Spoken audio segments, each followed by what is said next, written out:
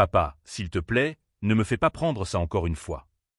La voix faible et désespérée résonna à travers le moniteur pour bébé oublié dans le couloir du manoir. La domestique qui passait par là se figea sur place, le cœur battant à tout rompre. C'était impossible. Daniel Blackwood, le fils de 5 ans du millionnaire Jonathan Blackwood, n'avait pas parlé depuis 2 ans.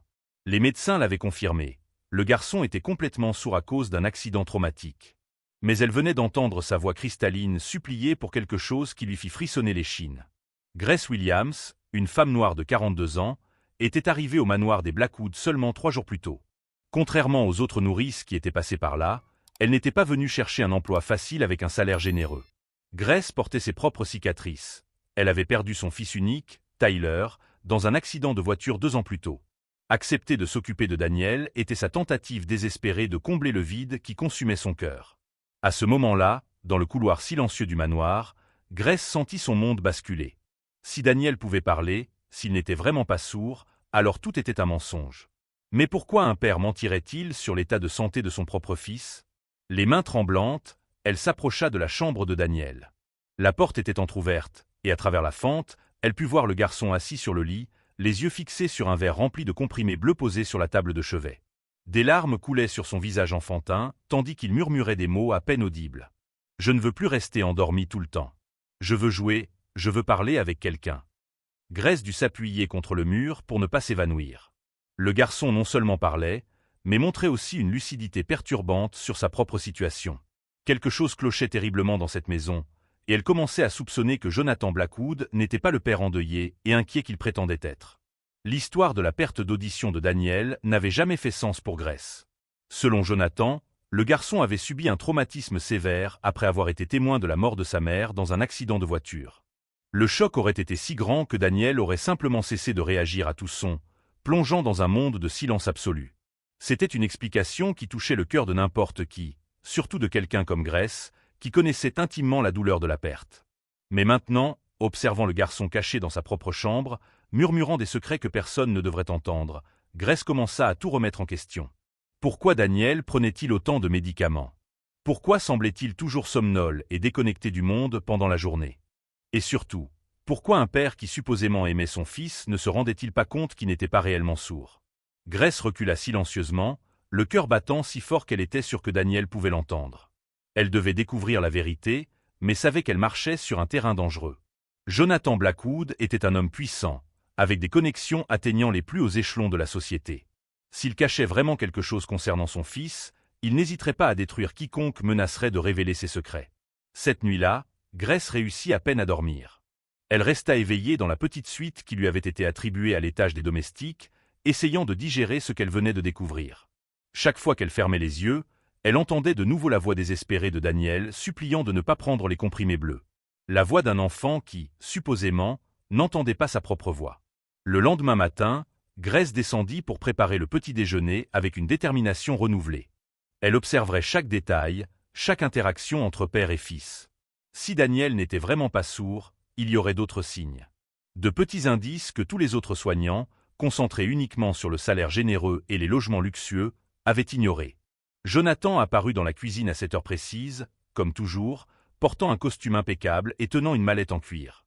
C'était un homme imposant, un peu plus de 50 ans, cheveux gris parfaitement coiffés et yeux bleus qui semblaient évaluer la valeur de tout ce qu'il regardait. Sa présence dominait n'importe quel environnement, et Grace comprenait pourquoi tant de gens le craignaient dans le monde des affaires. « Comment Daniel a-t-il passé la nuit ?» demanda-t-il en se servant du café sans regarder Grace. « Tranquille, monsieur Blackwood. Il a bien dormi, » répondit-elle, gardant une voix neutre tout en observant attentivement ses réactions. Jonathan se contenta d'acquiescer, comme si la réponse n'avait aucune importance. C'était toujours ainsi. Il posait des questions sur son fils, mais ne montrait jamais d'intérêt réel pour les réponses. Pour un père supposément désespéré d'aider son enfant, il semblait remarquablement désintéressé de la vie quotidienne de Daniel. « Le docteur Harrison viendra cet après-midi pour la consultation mensuelle », informa Jonathan, rangeant quelques documents dans la mallette. Daniel devra prendre le médicament supplémentaire avant la visite. Les comprimés sont dans l'armoire de mon bureau. Grace sentit un froid dans son estomac. Les comprimés bleus qu'elle avait vus dans la chambre de Daniel la nuit précédente. Ceux qui faisaient que le garçon suppliait de ne pas les prendre. « Puis-je demander quel type de médicament c'est, monsieur ?» au cas où il y aurait une urgence. Jonathan la regarda pour la première fois ce matin-là, et Grace vit quelque chose de dangereux briller dans ses yeux. « Grace, vous avez été embauchée pour vous occuper de mon fils, pas pour remettre en question ses besoins médicaux. Le docteur Harrison est l'un des meilleurs spécialistes du pays en traumatismes infantiles. Il sait exactement ce dont Daniel a besoin. » La froideur dans sa voix fut comme une gifle. Grace baissa les yeux et murmura des excuses, mais intérieurement, sa détermination ne faisait que grandir. Jonathan cachait quelque chose, et elle découvrirait quoi. Le reste de la matinée se passa dans une atmosphère tendue. Grace s'occupa de Daniel comme d'habitude, mais cette fois, elle prêta attention à chaque détail qu'elle avait auparavant ignoré. Le garçon ne réagissait vraiment pas au bruit fort pendant la journée. Porte qui claque, musique forte, même quand elle laissait tomber une casserole dans la cuisine. Mais il y avait quelque chose de différent dans ses yeux. Une lucidité qui ne correspondait pas à quelqu'un vivant dans un monde complètement silencieux. Après le déjeuner, quand Jonathan partit pour une réunion d'affaires, Grace décida de faire un test. Elle s'approcha de Daniel, qui était assis sur le canapé du salon, fixant le mur. « Daniel » appela-t-elle doucement, presque en chuchotant. Le garçon ne bougea pas. « Daniel, peux-tu m'entendre » tenta-t-elle à nouveau, un peu plus fort. Rien. Mais alors, quand Grace était sur le point d'abandonner, elle remarqua quelque chose de presque imperceptible. Les épaules de Daniel se tendirent légèrement lorsqu'elle prononça son nom. C'était un mouvement si subtil que toute personne distraite l'aurait manqué, mais Grace observait avec l'attention d'une mère ayant perdu son propre enfant. Son cœur s'emballa. Daniel avait réagi. Il avait entendu. C'est à ce moment que Grace réalisa qu'elle était tombée sur quelque chose de bien plus grand et dangereux qu'elle ne l'avait imaginé. Si Jonathan Blackwood maintenait délibérément son fils dans un état d'inconscience, le médicamenteux pour qu'il paraisse sourd, alors il n'était pas seulement un père négligent. Il était un monstre. Et Grace savait que, si elle n'était pas prudente, elle pourrait finir comme toutes les autres nourrices qui avaient quitté cette maison, ou pire. Mais elle savait aussi qu'elle ne pouvait pas simplement partir et laisser Daniel aux mains de cet homme. Le garçon avait besoin de quelqu'un qui se batte pour lui, quelqu'un qui n'ait pas peur d'affronter la vérité, aussi terrible soit-elle. En observant Daniel faire semblant d'être sourd dans le salon luxueux du manoir, Grace prit une décision qui allait changer leur vie à jamais. Elle découvrirait la vérité sur les comprimés bleus, sur le docteur Harrison et sur pourquoi Jonathan Blackwood voulait que le monde croie que son fils était sourd. Et si vous aimez cette histoire et voulez savoir comment Grace va réussir à révéler cette terrible vérité, n'oubliez pas de vous abonner à la chaîne pour ne pas manquer les prochains épisodes de cette enquête qui fera vibrer vos émotions. À 3 heures pile, une Mercedes noire se gara à l'entrée circulaire du manoir Blackwood. Grace observa par la fenêtre du salon, tandis qu'un homme grand et mince descendait de la voiture, portant une mallette en cuir qui semblait plus appropriée pour un comptable que pour un médecin. Le docteur Harrison avait environ 60 ans, cheveux blancs coiffés en arrière et lunettes à monture dorée qui reflétaient la lumière du soleil de manière perturbante. Ce qui attira le plus l'attention de Grace fut la manière dont Jonathan salua le médecin. Il n'y avait pas la courtoisie formelle qu'on attendrait entre un père inquiet et le spécialiste de son fils. Au lieu de cela, les deux hommes se saluèrent comme de vieux partenaires d'affaires, avec des poignées de main fermes et des sourires qui n'atteignaient pas les yeux. « Grace, emmène Daniel au bureau », ordonna Jonathan, sa voix chargée d'une autorité qui n'admettait aucun questionnement. « Et n'oublie pas le médicament préconsultation. » Grace sentit son estomac se nouer. Le médicament préconsultation. Les comprimés bleus qui faisaient que Daniel suppliait au milieu de la nuit. Elle avait passé les dernières heures à essayer de comprendre ce que cela pouvait être, mais ses recherches sur Internet n'avaient fait qu'accroître ses soupçons. Les médicaments provoquant une somnolence extrême, une confusion mentale et une diminution de la capacité de réponse étaient couramment utilisés dans des cas très spécifiques, et aucun d'eux n'avait de rapport avec la surdité. « Bien sûr, monsieur Blackwood », répondit-elle, gardant la voix ferme malgré le tourbillon d'émotions. Grace trouva Daniel dans la chambre, assis au bord du lit, le regard perdu. Pendant la journée, il semblait réellement être dans un autre monde, complètement déconnecté de la réalité. Mais maintenant, elle savait que cette condition était artificielle, induite par des substances qu'aucun enfant ne devrait prendre. « Viens, Daniel. Il est temps de voir le médecin, » dit-elle doucement, tendant la main vers lui. Le garçon la regarda avec des yeux vitreux, mais Grace percevait quelque chose derrière cette apparente apathie. C'était comme si Daniel essayait de communiquer à travers un épais brouillard, luttant contre quelque chose qui l'empêchait d'être lui-même. Dans le bureau de Jonathan, Grace observa le docteur Harrison préparer ses instruments avec une efficacité mécanique qui la mit mal à l'aise. Il n'y avait aucune chaleur humaine là-dedans, aucune compassion que l'on attendrait de quelqu'un traitant un enfant traumatisé. Comment a-t-il réagi aux ajustements de dosage? demanda Harrison, s'adressant uniquement à Jonathan, comme si Grace et Daniel étaient des meubles. Parfaitement contrôlé, répondit Jonathan. Aucun épisode depuis que nous avons augmenté la dose mensuelle. Épisode? Grace fronça les sourcils. Quel type d'épisode un enfant supposément sourd pourrait-il avoir et nécessiterait d'être contrôlé par des médicaments? Le docteur Harrison hocha la tête et s'approcha de Daniel avec une seringue. C'est la dose de renfort. Elle garantira qu'il reste stable pour les 30 prochains jours. Grace regarda, horrifiée, le médecin préparer l'injection. Daniel, même dans son état semi-conscient, essaya de se reculer lorsqu'il vit l'aiguille. Ses yeux se remplirent de larmes et il commença à secouer légèrement la tête. Un mouvement si subtil que seule une personne attentivement observatrice pourrait le remarquer. Il n'aime pas les injections, commenta Grace, essayant de paraître décontracté.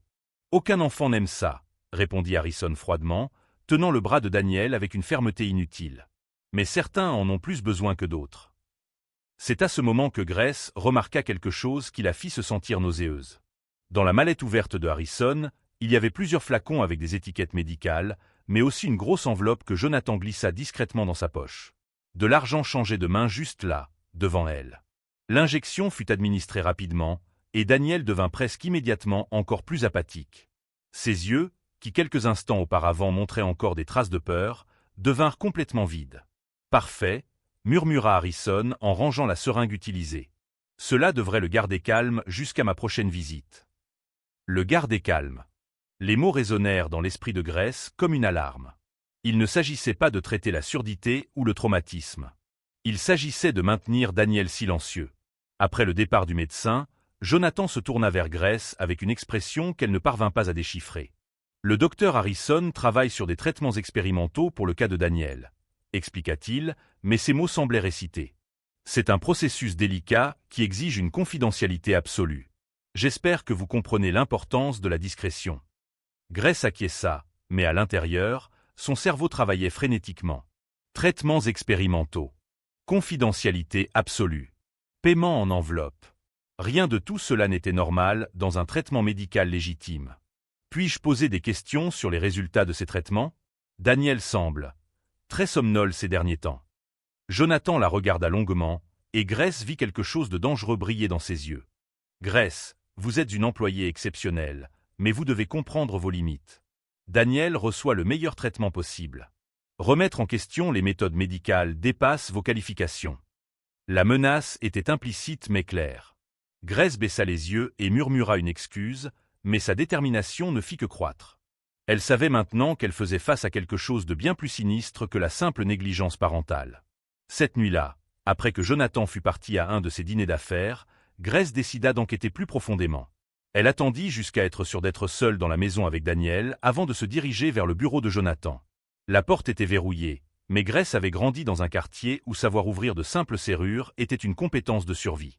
En quelques minutes, elle était à l'intérieur du sanctuaire privé de Jonathan Blackwood. Le bureau était une démonstration obscène de richesse. Bois de mahogany, tableaux coûteux, un bureau qui valait probablement plus que ce que Grace gagnait en un an. Mais elle n'était pas là pour admirer la décoration.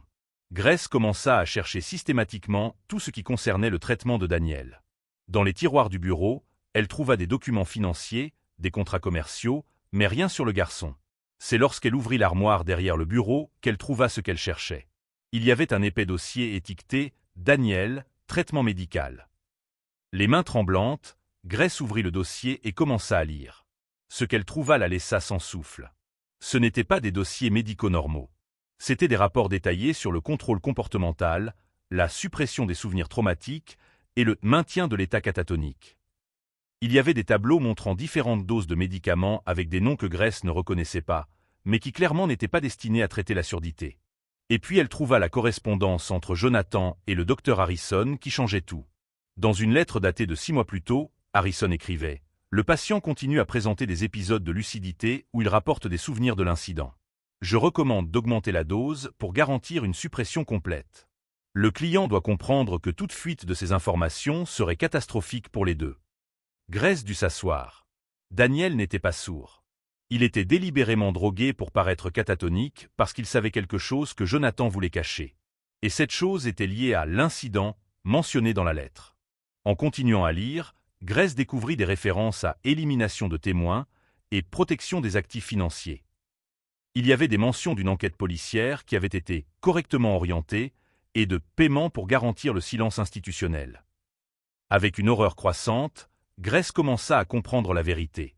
Daniel n'avait pas perdu l'audition dans un accident.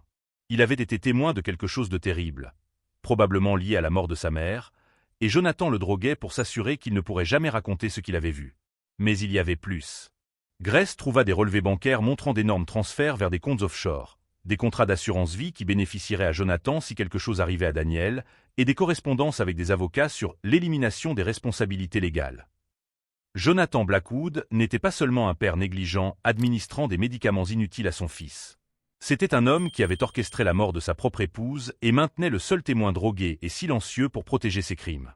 Grace ferma le dossier, les mains tremblantes violemment. Elle venait de tomber sur une conspiration impliquant meurtre, fraude à l'assurance et maltraitance infantile systématique. Et le pire de tout, elle était maintenant la seule personne à connaître la vérité. Entendant le bruit d'une voiture approchant de l'entrée, Grace rangea rapidement tout et quitta le bureau. Son cœur battait si fort qu'elle était sûre que Jonathan serait capable de l'entendre en rentrant chez lui. De retour dans sa chambre, Grace passa la nuit blanche, essayant de comprendre l'ampleur de ce qu'elle avait découvert. Jonathan Blackwood avait tué sa femme, abusait systématiquement de son fils et ferait probablement n'importe quoi pour protéger ses secrets. Elle savait qu'elle était en danger de mort. Mais elle savait aussi que Daniel, ce petit garçon qui chuchotait dans l'obscurité en suppliant de ne pas prendre les comprimés qui effaçaient son esprit, dépendait d'elle. Grace prit une décision qui changerait tout. Elle n'allait pas seulement exposer Jonathan Blackwood, elle sauverait Daniel et s'assurerait que justice soit faite. Mais d'abord, elle avait besoin de preuves incontestables et d'un plan qui protégerait les deux de la vengeance d'un homme qui avait déjà prouvé qu'il était capable de meurtre. Grace se réveilla le lendemain matin avec une détermination féroce qui coulait dans ses veines. Elle avait passé les dernières heures de la nuit à élaborer un plan qui pourrait à la fois la sauver et condamner Jonathan Blackwood pour toujours. Mais d'abord, elle avait besoin de quelque chose que les documents ne pouvaient fournir, le témoignage de Daniel. Pendant le petit déjeuner, Grace observa Jonathan attentivement. Il semblait nerveux, vérifiant constamment son téléphone et évitant tout contact visuel prolongé avec elle.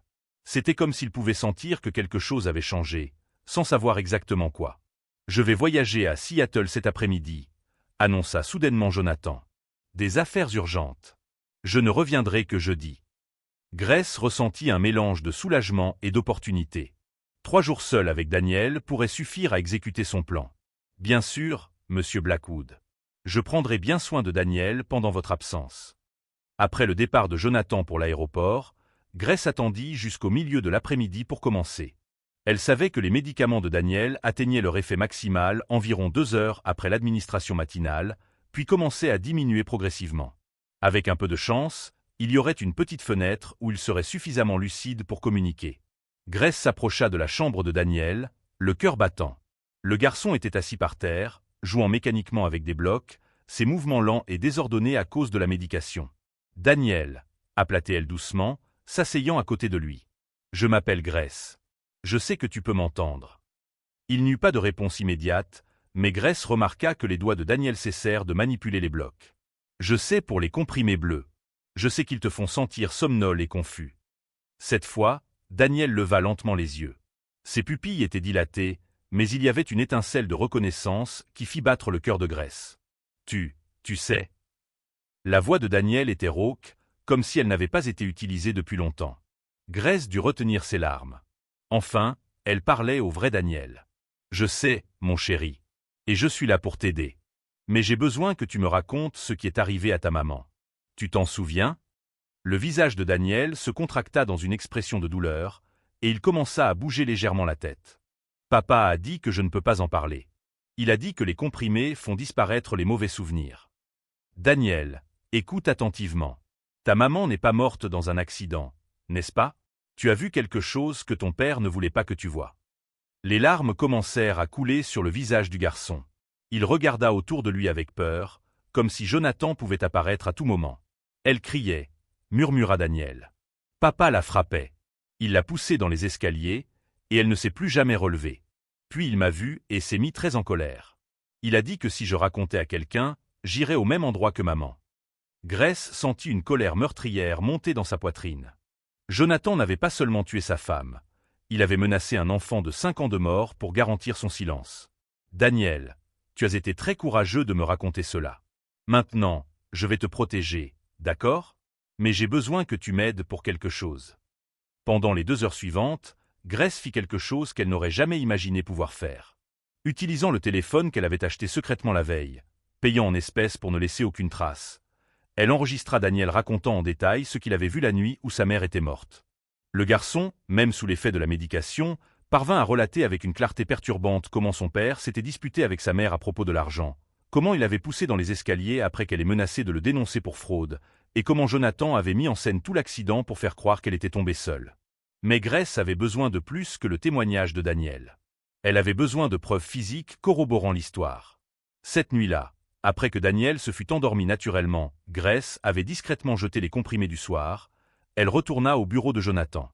Cette fois, elle avait une mission spécifique: photographier tous les documents compromettants et rechercher tout ce qui concernait la mort de Catherine Blackwood. C'est dans le 3e tiroir que Grace trouva ce qu'elle cherchait. Cachée derrière des dossiers d'investissement, il y avait une petite boîte en métal. À l'intérieur, Grace découvrit quelque chose qui la laissa sans souffle: un enregistrement audio sur un ancien dispositif numérique. Les mains tremblantes, elle appuya sur lecture. La voix de Catherine Blackwood remplit le bureau silencieux. « Jonathan, je ne vais pas rester silencieuse sur ce que tu as fait avec l'argent des investisseurs. Tu as volé des millions, et j'ai toutes les preuves. Si tu ne te rends pas aux autorités d'ici demain, je te dénoncerai moi-même. » La réponse de Jonathan fut glaciale. « Catherine, tu ne comprends pas à qui tu as affaire. Cet argent m'appartient autant qu'à eux.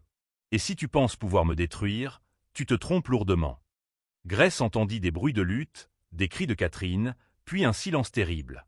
Jonathan avait enregistré le meurtre de sa propre épouse, probablement comme une manière perverse de revivre le moment, ou peut-être comme une assurance au cas où il aurait eu besoin d'incriminer quelqu'un d'autre.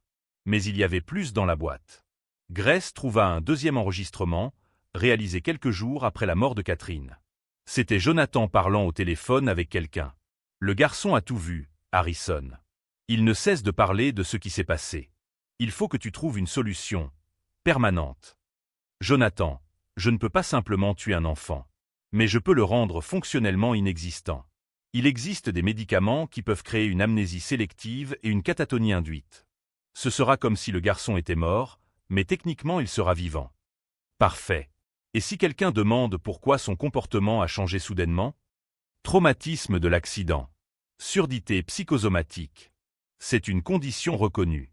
Personne ne posera de questions. Grace dut arrêter l'enregistrement et respirer profondément. Elle avait trouvé non seulement la preuve du meurtre, mais aussi de la conspiration pour faire taire Daniel. Rapidement, elle copia tous les enregistrements sur son téléphone et photographia tous les documents pertinents. Mais elle savait que cela ne suffisait pas encore. Jonathan était un homme puissant avec des connexions dans les plus hauts échelons. Il pourrait facilement discréditer les preuves ou les faire disparaître. Grace avait besoin de quelque chose de plus. Elle devait exposer publiquement les crimes de Jonathan d'une manière qu'il ne pourrait ni contrôler ni supprimer. C'est alors qu'elle eut une idée à la fois brillante et dangereuse. Le lendemain matin, Grace appela la chaîne de télévision locale, se présentant comme une source anonyme disposant d'informations sur la corruption d'entreprises impliquant Jonathan Blackwood. Elle fixa un rendez-vous dans un lieu public, loin du manoir.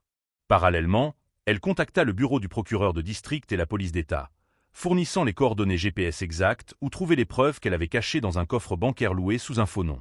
Mais Grace savait que son coup le plus risqué restait à venir. Elle devait s'assurer que Daniel serait en sécurité lorsque tout serait exposé, ce qui signifiait le faire sortir du manoir avant le retour de Jonathan de Seattle. Le mardi matin, Grace prépara quelques vêtements pour Daniel et organisa tout pour sa fuite. Mais alors qu'elle s'apprêtait à sortir avec le garçon, son téléphone sonna. C'était Jonathan. « Grace, j'ai besoin que tu me dises exactement ce qui se passe là-bas. J'ai reçu un appel très étrange de mon avocat disant qu'il y a des rumeurs sur une enquête. Tu n'as parlé à personne des traitements de Daniel, n'est-ce pas ?» Sa voix était dangereusement calme, mais Grace percevait la menace implicite. « Bien sûr que non, monsieur Blackwood. Tout est normal ici. » Tant mieux. Parce que si je découvre que quelqu'un a trahi notre confiance, les conséquences seront sévères. Je rentre ce soir. Assure-toi que Daniel prenne la double dose de médicaments. Apparemment, nous allons devoir accélérer certaines procédures. Grace raccrocha le téléphone, le sang glacé. Jonathan savait que quelque chose clochait et revenait pour faire quelque chose de terrible à Daniel. Elle n'avait que quelques heures pour mettre son plan en action avant qu'il ne soit trop tard. Prenant Daniel par la main, Grace murmura « Allons faire une promenade, mon chéri. » Une très longue promenade. En sortant par la porte arrière du manoir, Grace savait qu'elle franchissait une ligne sans retour. Mais en regardant Daniel, ses yeux enfin clairs et alertes sans la médication, sa petite main confiante dans la sienne, elle savait qu'elle avait pris la seule décision possible. La guerre contre Jonathan Blackwood ne faisait que commencer. La poursuite commença à 8 heures du soir.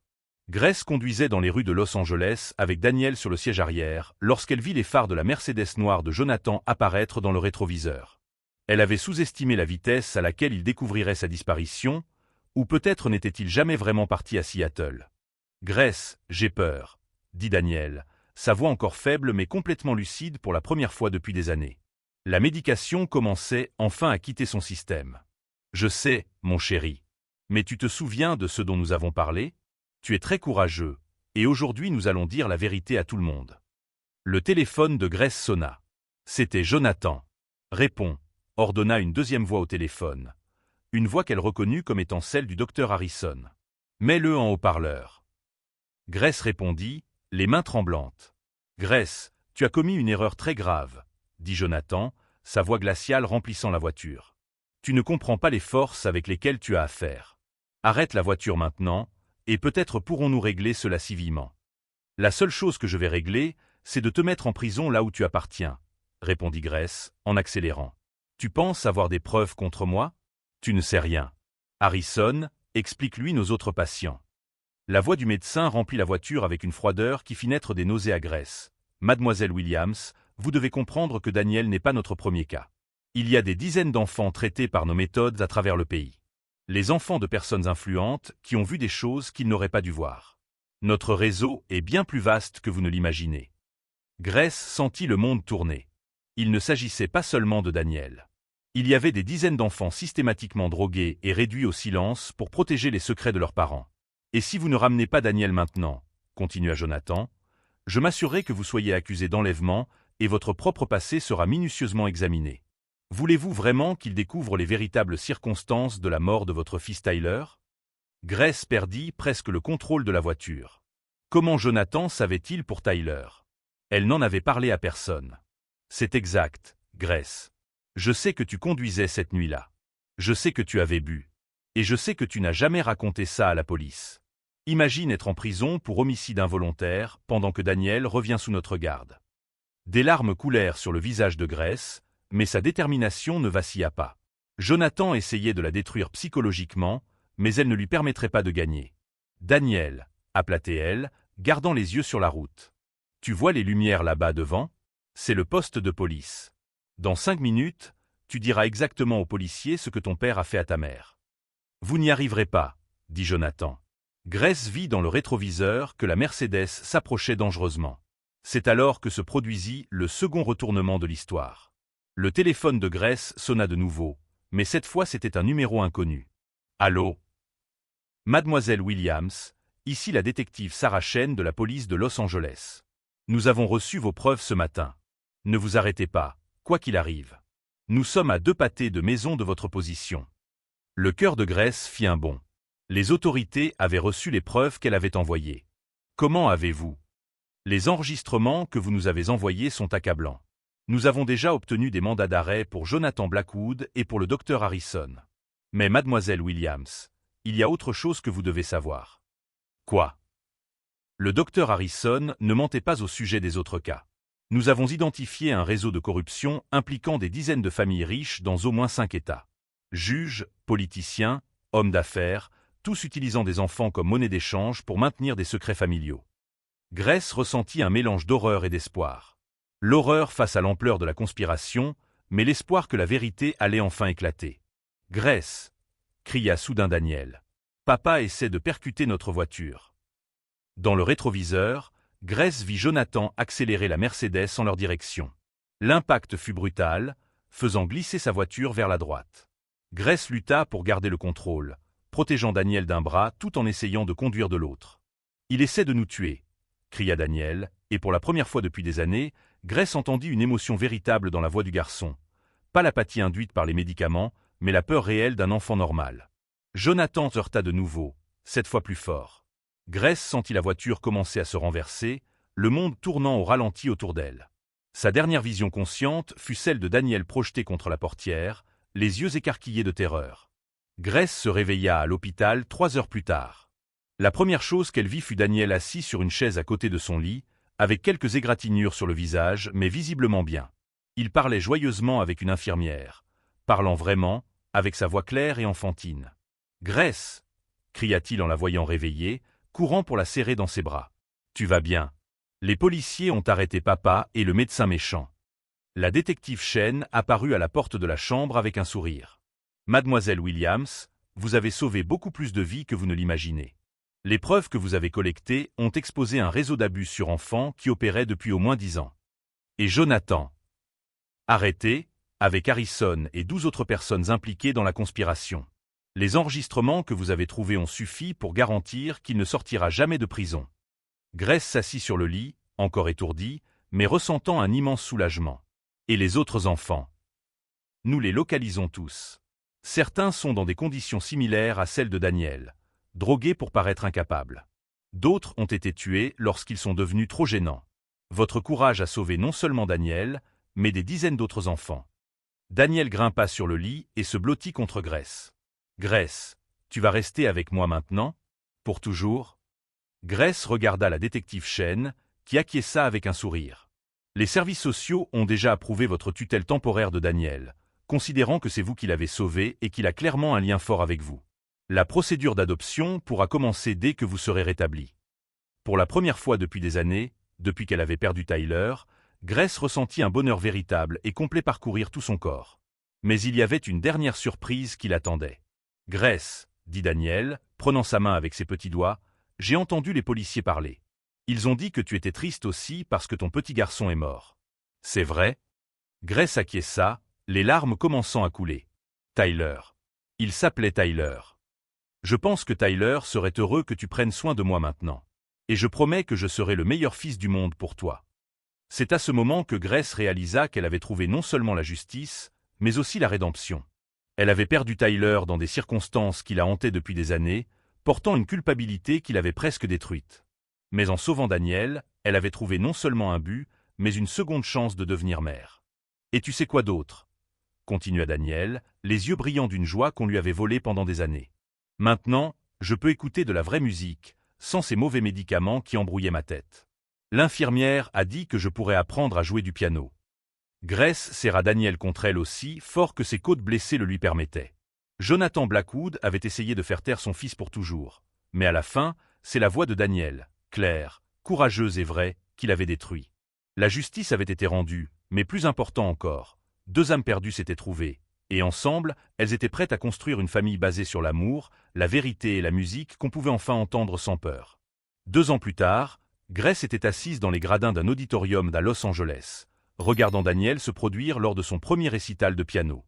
Ses petites mains dansaient sur les touches avec une grâce qui semblait impossible pour un enfant de 7 ans, mais Grace savait que cette musique venait d'un endroit très profond, un endroit qui avait été réduit au silence pendant si longtemps qu'il explosait maintenant en mélodies pures et émouvantes.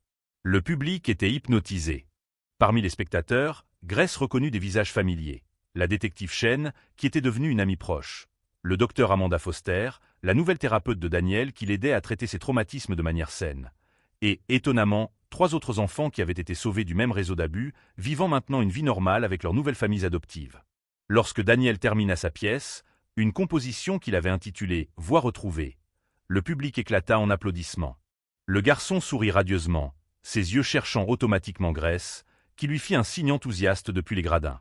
Après la représentation, alors que Grace et Daniel rentraient à la maison en traversant le parc où ils passaient l'après-midi, le garçon lui prit la main avec cette confiance absolue que seul un enfant peut avoir. « Grace, tu te souviens quand je ne pouvais pas parler correctement? Quand ma tête était toute confuse à cause de ces médicaments. » Grace acquiesça, serrant légèrement sa main. Dans les premiers mois après le sauvetage, Daniel avait traversé un processus difficile de désintoxication. Les médicaments que le docteur Harrison avait utilisés sur lui pendant des années avaient causé des dommages neurologiques nécessitant des mois de traitement spécialisés. Il y avait des jours où Daniel souffrait de convulsions, d'autres où il était confus et effrayé, incapable de distinguer le passé du présent. « Je m'en souviens, mon chéri. Mais regarde comme tu es fort maintenant. J'ai rêvé de Tyler hier, » dit soudain Daniel, faisant arrêter Grace dans sa marche. Au cours des 2 dernières années, Grace avait raconté à Daniel son fils biologique, l'accident qu'il avait tué et la culpabilité qu'elle portait. Il était important pour elle que Daniel comprenne qu'elle avait perdu un enfant avant de l'avoir lui, et que cela ne diminuait en rien l'amour qu'elle lui portait. Et que disait Tyler dans ton rêve? Il disait qu'il était content que tu ne sois plus triste. Et qu'il aime la musique que je joue, parce qu'elle te fait sourire comme tu souriais autrefois pour lui. Grace sentit les larmes commencer à couler sur son visage. En thérapie, elle avait appris que sa culpabilité pour la mort de Tyler, elle conduisait en état d'ivresse cette nuit fatale, l'avait presque détruite. Cette culpabilité l'avait poussée à accepter des emplois de nourrice, dans une tentative inconsciente de se racheter en prenant soin d'autres enfants. Daniel, tu sais que je t'aime exactement comme j'aimais Tyler, n'est-ce pas?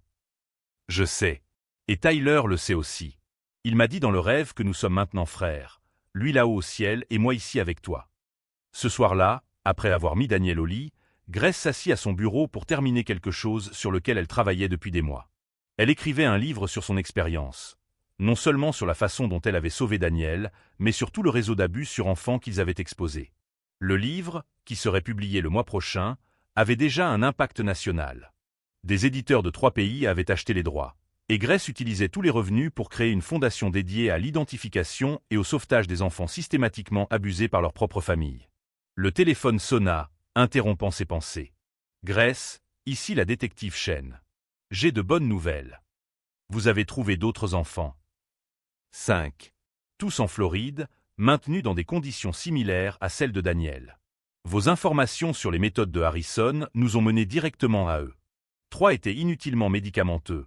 L'un était en train d'être préparé pour disparaître définitivement, et le 5e. Chen fit une pause. Le 5e était considéré comme mort depuis 4 ans, mais il était maintenu dans une clinique psychiatrique privée sous fausse identité. Grace ferma les yeux, ressentant un mélange de tristesse pour les enfants qui avaient souffert et de gratitude pour chaque vie qu'ils réussissaient à sauver. Et Jonathan. Le procès final s'est terminé la semaine dernière. Prison à vie sans possibilité de libération conditionnelle, avec Harrison et 8 autres personnes du réseau. Mais Grace, il y a autre chose. Jonathan a demandé à te parler. Grace sentit un frisson dans l'estomac. Depuis 2 ans, elle essayait de ne pas penser à Jonathan Blackwood. Savoir qu'il était en prison suffisait. Il a dit quelque chose de précis. Il voulait juste s'excuser. Personnellement. Grace réfléchit longuement. Une partie d'elle voulait laisser Jonathan Blackwood dans le passé, comme un cauchemar duquel elle s'était réveillée. Mais une autre partie, celle qui avait appris le pardon et la guérison lors de ses séances de thérapie, considérait la possibilité que faire face à son agresseur puisse apporter une forme de clôture. Je vais y réfléchir. Le lendemain matin, Grace se réveilla au son de Daniel pratiquant le piano dans le salon. Il s'était levé plus tôt pour répéter une nouvelle pièce avant d'aller à l'école. La musique qui emplissait l'appartement était complexe et belle, mais Grace entendait quelque chose de plus dans les notes. Une maturité émotionnelle bien au-delà des 7 ans de Daniel. Pendant le petit déjeuner, Grace observait son fils adoptif, légalement et officiellement son fils depuis 6 mois, mâchant des céréales tout en lisant un livre sur la composition musicale. En 2 ans, Daniel s'était transformé d'un enfant catatonique en un prodige musical avec une personnalité vive et curieuse. « Maman », dit soudain Daniel. Il avait commencé à l'appeler maman quelques mois après l'adoption. « Hier à l'école, ma prof m'a demandé si je voulais parler à la classe de ce qui m'est arrivé. De comment tu m'as sauvé. » Grace fronça les sourcils. Elle et Daniel avaient convenu qu'il pourrait partager son histoire quand il se sentirait prêt, mais elle voulait être sûre qu'il le fasse pour les bonnes raisons. « Et tu veux le faire ? » Je pense que oui. Parce qu'il y a d'autres enfants à l'école qui semblent tristes. Tu sais? Comme moi. Et peut-être que s'ils savent qu'ils peuvent demander de l'aide, quelqu'un les écoutera aussi. À ce moment-là, Grace comprit que Daniel n'était pas seulement un enfant sauvé. Il devenait quelqu'un qui sauverait les autres. À 7 ans, il comprenait déjà que sa terrible expérience pouvait se transformer en force pour le bien. 3 mois plus tard, Grace était assise dans une salle froide de la prison d'État, attendant Jonathan Blackwood. Elle avait décidé d'accepter la rencontre après que Daniel eût dit qu'il pensait qu'elle devrait y aller. Peut-être qu'il a changé, maman. Et s'il a changé, il mérite que tu l'écoutes. Lorsque Jonathan entra dans la salle, Grace le reconnut à peine. L'homme puissant et intimidant avait disparu. À sa place se trouvait un homme aux cheveux complètement blancs, mince et voûté, avec des yeux semblants porter tout le poids de ses crimes. « Grace, » dit-il, sa voix rauque. « Merci d'être venu. » Ils s'assirent de part et d'autre d'une table en métal, séparée par un épais vitrage. Je ne suis pas venu pour te pardonner, dit clairement Grace. Je suis venu parce que Daniel pensait que je devrais écouter ce que tu as à dire. Jonathan acquiesça, des larmes commençant à couler sur son visage. Daniel, comment va-t-il? Il est incroyable. Il joue du piano comme un ange et aide d'autres enfants qui ont vécu des expériences similaires. Il est devenu tout ce que tu as essayé de l'empêcher d'être. Jonathan baissa la tête. J'ai tué ma femme parce qu'elle a découvert que j'avais volé de l'argent aux investisseurs pour couvrir mes dettes de jeu. J'ai drogué mon propre fils parce qu'il aurait pu m'incriminer. J'ai détruit des dizaines d'autres familles pour protéger mes secrets. Il leva les yeux vers Grace. Il n'y a pas de pardon pour ce que j'ai fait. Mais je voulais que tu saches que Daniel m'a sauvé aussi. Comment ça?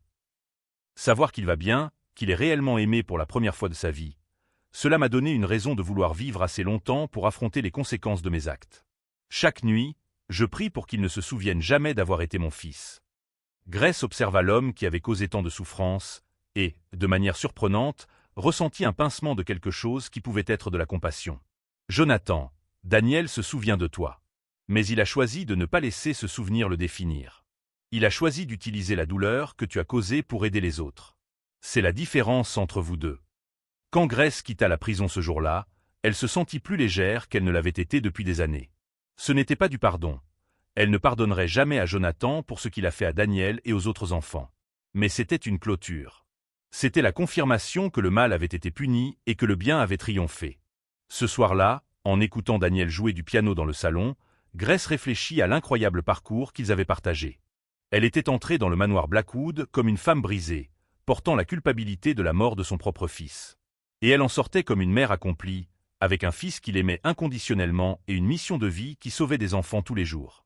Daniel termina de jouer et courut pour la serrer dans ses bras. « Maman, j'ai écrit une nouvelle musique aujourd'hui. Tu veux écouter? »« Bien sûr, mon chéri. » Il retourna au piano et commença à jouer une mélodie à la fois triste et pleine d'espoir, complexe et simple, blessée et guérie. Comment s'appelle cette musique? Cœurs qui ont entendu le silence, répondit Daniel avec un sourire qui illuminait tout l'appartement.